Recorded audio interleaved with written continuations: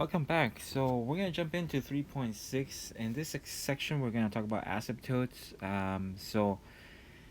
This section is gonna help us understand more of the behavior of the function when we look at what's going on, in particular to some special circumstances where the function is approaching infinity, or whether we want to know the behavior of the function at the end of the function, also known as the end behavior. So we'll talk about the horizontal asymptote, the vertical asymptote, and so these are sections that we have covered in college algebra, but we're gonna go and approach these topics in a calculus approach. So let's jump in. So the first one is let's find out the horizontal asymptote. What is the horizontal asymptote? How do we define that in calculus? So let's recall that the limit of a function as x approaches a equals L means that the function becomes arbitrarily close to L as long as x is sufficiently close to a, meaning as x gets close to a, f of x is getting close to L. Now what we're going to do here is we're going to use the same concept. We're going to extend this idea to the limits at infinity, meaning what is happening as x approaches infinity, right? And also negative infinity. All right, so we have an example here that we're going to use to sort of play around with this concept. All right, so let's consider this function, which equals 2 plus 1 over x. As we can be seen in the graph below in the table, the values of x get larger and larger, right? As x gets larger and larger, right? As x goes that way, the value of the function goes down, goes down, goes down, goes down, and is getting closer and closer to the value of 2, right? We can also see it here in this graph. As x gets closer and closer to infinity, right? As x gets bigger and bigger, the values of the function is getting close and closer and closer to 2, right? So this is why we have it, right? We can see that in the picture, but we can also see it on the table. Now let's look at the other side. We can see that as the values of x of the function is going to negative infinity, the values of the function are increasing, increasing, increasing, and it keeps increasing, increasing, increasing as you move to the left, right? As x gets closer and closer to negative infinity, this keeps getting closer and closer to this y value of 2, right? Y value of 2. So we can see that in our graph as well. Negative 10, negative 100, negative 1000, negative 10,000. The values of the function are getting closer and closer to 2. So we kind of seen this before, right? In the previous, in the earlier chapter, and we can see here that there is a value for which the function is approaching to, whether it is going to the left or to the right. In other words, the function approaches the asymptote y equals 2, right? Remember that we measure y values up and down. So this is the y value of 2. So the function is approaching y equals 2 as x approaches positive infinity or negative infinity, right? It approaches 2. So, and also in the table values of the function f is f is getting closer to 2 as x approaches plus or minus infinity.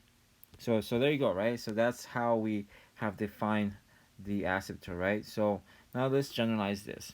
So for any function, we will say that the limit at x goes to infinity of f of x is L if f becomes arbitrarily close to L, as long as x is sufficiently large, right? As x is very, very large as infinity. In that case, we'll say the limit of f of x is L as x approaches infinity. And similarly, we're going to say that for the case where x is approaching negative infinity, f of x is approaching L, f of x becomes arbitrarily close to L, as long as x is less than 0 and the absolute value of x is sufficiently large, right? Meaning that x is going to negative infinity. In the same way, we're going to say, and this is a little typo here that's supposed to say negative infinity here. All right. So then we will see the definition of this is going to be a horizontal asymptote. A horizontal asymptote will be that the limit, if the limit of f(x) goes to L as x goes to infinity, or if the limit of f(x) goes to L as x goes to negative infinity, we will say that y equals L is a horizontal asymptote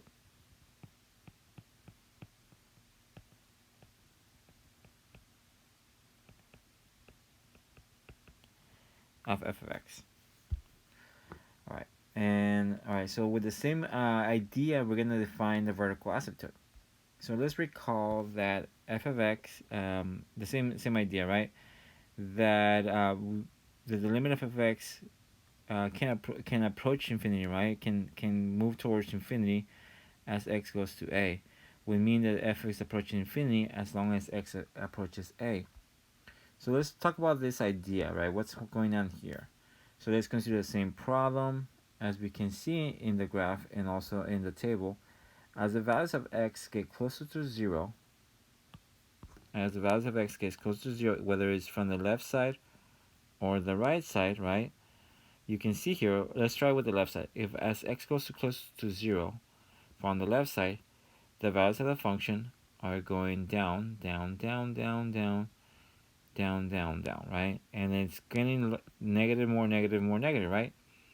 And if you notice, if you get x goes closer to 0 from the right side, the values of the function are getting higher and higher, increasing, increasing, without bound. So actually, we have to be a little more careful here, because here we're approaching to different values. So we can see that also in the table, right? As you get closer to 0, as x gets closer to 0 from the left side, the values of the function are getting closer and closer to very negative infinity, right? And if you're coming from the right side, right, as you get closer to 0 from the right side, the numbers of the function are getting bigger and bigger and bigger.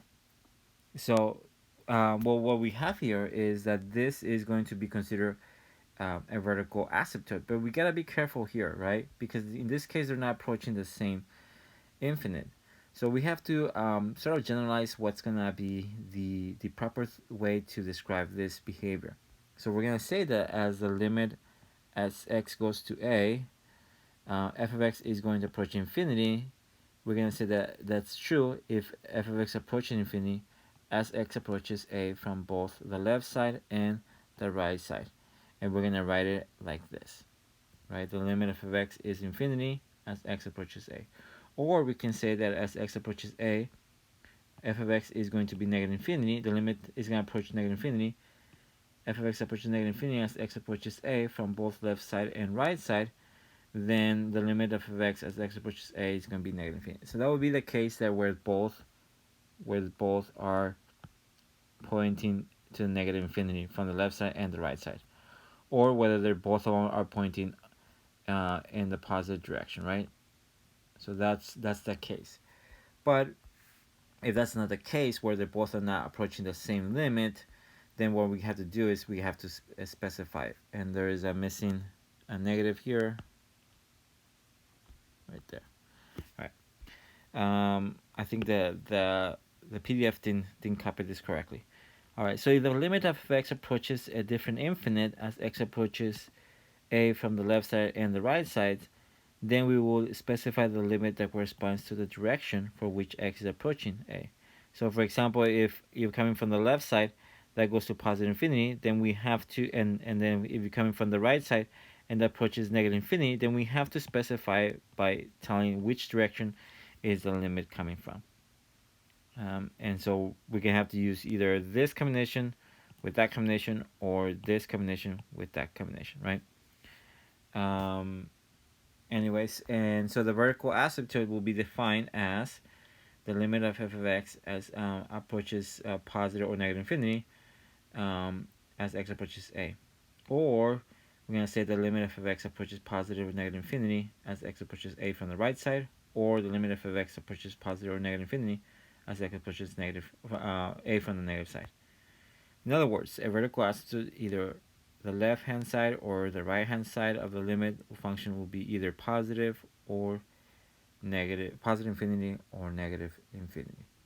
All right, so that's the concept of the vertical asymptote.